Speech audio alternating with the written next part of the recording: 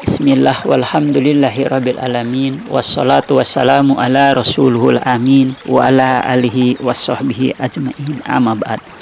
Sahabat ikhwani filah rahimana wa rahimakumullah jami'an, dimanapun kalian berada, izinkan insan yang doib ini memaparkan satu kajian, yakni tentang bahasan pada ba'da asar kali ini, yaitu mengurai tentang ruqyah pengobatan Islami sebagai bentuk proteksi penjagaan dini dari segala bentuk bala, musibah, dan suatu kemudorotan mara bahaya yang datang dengan secara tiba-tiba.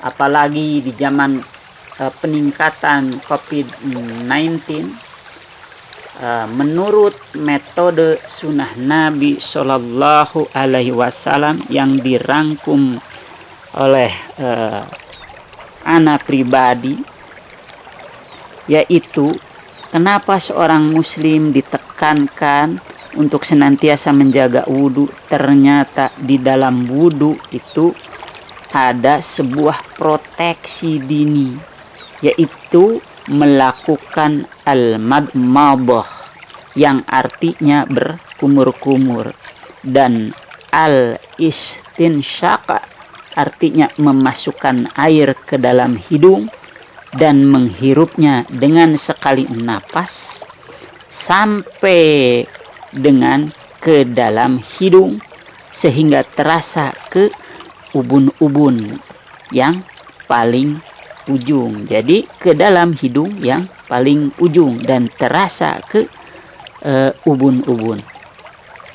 Sedangkan al-istinthar artinya mengeluarkan atau menyemburkan air wudhu dari hidung sesudah menghirupnya.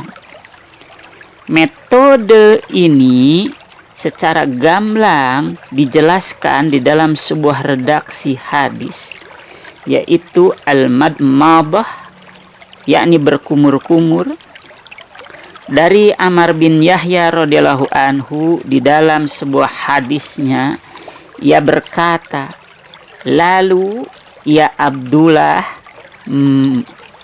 bin Zaid melakukan madmadah, yakni berkumur-kumur, kemudian istinsak, menghirup air ke dalam hidung, dan istinsyar, dan menyemburkannya dilakukan 3 kali cidukan. Silahkan dilihat di dalam hadis riwayat Muslim nomor 235. Kemudian komentar Imam An-Nawawi rahimahullah ta'ala, di dalam hadis ini ada dalil yang sangat tegas bahwa pendapat yang sahih lagi terpilih, bahwa yang sesuai dengan sunnah Nabi ialah berkumur-kumur dan menghidup air ke dalam hidung dari 3 cidukan, dan dari setiap cidukan ia berkumur-kumur dan menghirup air ke dalam hidung. Syarah Sahih Muslim halaman 3/122. Dengan kata lain, kita mengambil air dengan satu tangan, yaitu tangan kanan. Kita memasukkan sebagian air ke mulut dan sebagian lagi dihirup ke hidung sekaligus sekali jalan. Dan hal ini dilakukan 3 kali. Juga berdasarkan hadis dari Aisyah Ummul Mukminin radhiyallahu anha, ketika ia menerangkan sifat wudhu Nabi Shallallahu Alaihi Wasallam, di dalam hadisnya itu beliau Shallallahu Alaihi Wasallam bersabda, "Idza tawadda'ta famadmid." Apabila engkau berwudu maka berkumurlah. Sahih hadis riwayat Al-Baihaqi dan yang lainnya. Kemudian dilakukan yaitu istinsak, menghirup air ke dalam hidung, kemudian melakukan istinsar, menyemburkannya.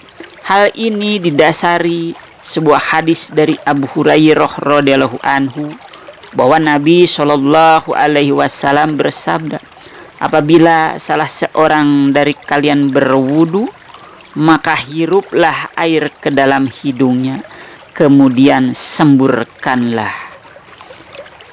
Kitab Nailul Autar juz 1 halaman 418, ditahqiq oleh Syekh Abu Mu'adz Thoriq bin Awadillah bin Muhammad. Adapun perkataan di dalam sebuah hadis lias tansir, maknanya gerakanlah air ke dalam hidung, karena asal maknanya ialah menggerakkan sebagai bentuk natsar, yakni ujung hidung. Dianjurkan juga bersungguh-sungguh menghirup air ke dalam hidung bila dalam keadaan tidak berpuasa. Berdasarkan sebuah hadis dari sahabat Laqib bin Sabirah, ia berkata, "Wahai Rasulullah, beritahukanlah kepadaku tentang wudu." Kemudian Nabi Shallallahu alaihi wasallam bersabda, "Sempurnakanlah wudu, selai-selailah jari jemari, dan bersungguh-sungguhlah dalam menghirup air ke dalam hidung, kecuali jika engkau sedang berpuasa." Sahih hadis riwayat Abu Dawud. Oleh sebab itu, berdasarkan dari sebuah dalil-dalil yang sudah diungkap oleh ana di atas, jelaslah bagi kita bahwa berkumur-kumur dan menghirup air ke dalam hidung hukumnya wajib. Imam Ibnu Qudamah Al-Maqdisi rahimahullah ta'ala mengatakan, berkumur-kumur dan menghirup air ke hidung adalah wajib hukumnya di setiap berwudu, baik ia ketika mandi janabah, yaitu mandi besar, maupun ketika berwudu. Sebab membasuh wajah hukumnya wajib, sedang keduanya di antara mulut dan hidung termasuk bagian dari wajah. Pendapat yang mengatakan wajib inilah yang terkenal di dalam mazhab Hambaliyah.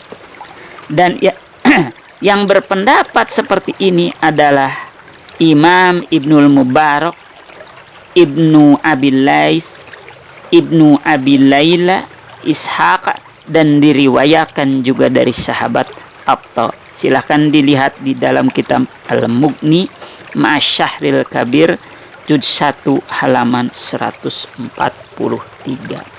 Masya Allah, luar biasa. Demikian dan sekian, kita berlanjut ke dalam materi berikutnya pada episode yang selanjutnya. Billahi taufiq wal hidayah, ridho wal inayah. Subhanakallahumma wa bihamdika, asyhadu an la ilaha illa anta, astagfiruka wa atubu ilaik. Wassalamualaikum warahmatullahi wabarakatuh.